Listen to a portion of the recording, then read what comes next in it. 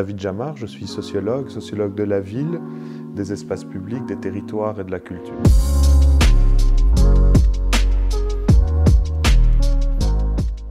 L'inclusion sociale, c'est une demande, la plupart du temps, qui vient du monde politique, qui demande aux acteurs culturels de faire de l'inclusion vis-à-vis de publics qui seraient exclus ou quelque chose comme cela, sans doute parce que le monde politique est en problème sur cette question de l'inclusion sociale. Quand les acteurs culturels, deuxième point, s'en saisissent, ils s'adressent à ces publics. Il serait important de ne pas oublier que ces publics sont également des producteurs de culture, et des producteurs de culture qui ne sont pas nécessairement dans les formats attendus par ces acteurs-là. Par exemple, si on prend les statues de Storms et de Baudouin qui ont été peintes en rouge suite aux événements BLM, c'est une production culturelle particulière, importante, intéressante, dont il s'agit de s'intéresser à cela comme une production culturelle et pas comme une vague expression d'un ras-le-bol quelconque.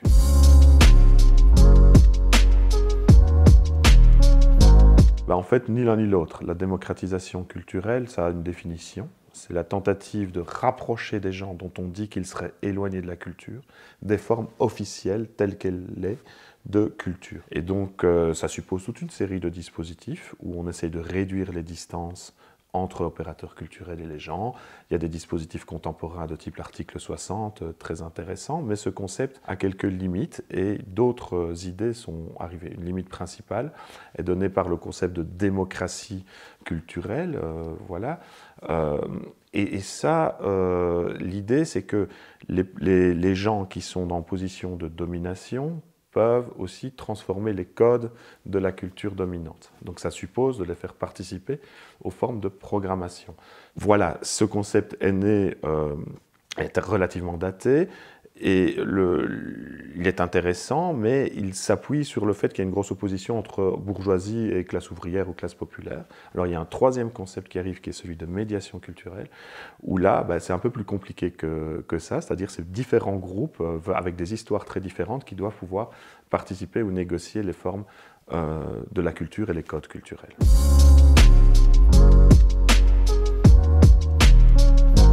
De manière générale, d'abord, ça dépend, c'est extrêmement varié comme réponse, mais on essaye de parler de l'ensemble des publics qui seraient éloignés des lieux culturels pour tout un tas de raisons, soit des raisons économiques, des raisons liées à l'accessibilité au mode de vie, des raisons liées à la distance ressentie par rapport à ce qui est proposé dans les espaces culturels. Voilà.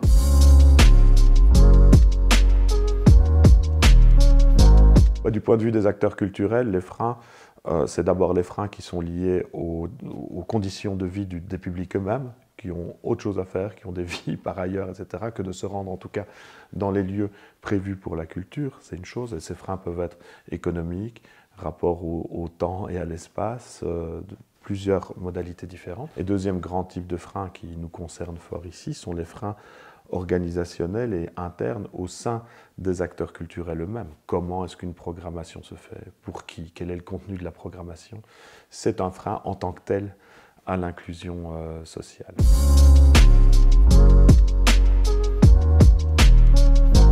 La première chose, me semble, c'est de quitter cette notion de public cible qui revient à toutes les sauces. La notion de public cible, c'est comme si vous aviez une cible et un arc à flèche. On a donc quelque chose d'inerte sur lequel on agit. Cette conception-là est totalement éloignée de ce qu'il faudrait faire. Il faut plutôt considérer que ceux et celles à qui on s'adresse sont producteurs et productrices de culture d'ores et déjà. Ils ne sont émergents que dans la tête des institutions. Ça fait longtemps que ça émerge. Par conséquent, il faut aller à la rencontre de ces différents acteurs. C'est ce qu'a fait par exemple Pitcho dans le cadre du festival Congolisation. C'est ce qu'on raconte aussi dans le cadre d'un livre qui s'appelle La réouverture des Halles de Schaerbeek. Dernier point, il ne faut pas nécessairement aller trop loin. À l'intérieur même de l'organisation des centres culturels, des institutions culturelles, des festivals, il y a toute une série de gens qui viennent y travailler sous des statuts très divers. Ils et elles ont énormément de choses à dire sur ce qu'est la culture, sur les formes qu'il s'agit d'y mettre, sur les adaptations de programmation qu'il s'agit de faire, etc.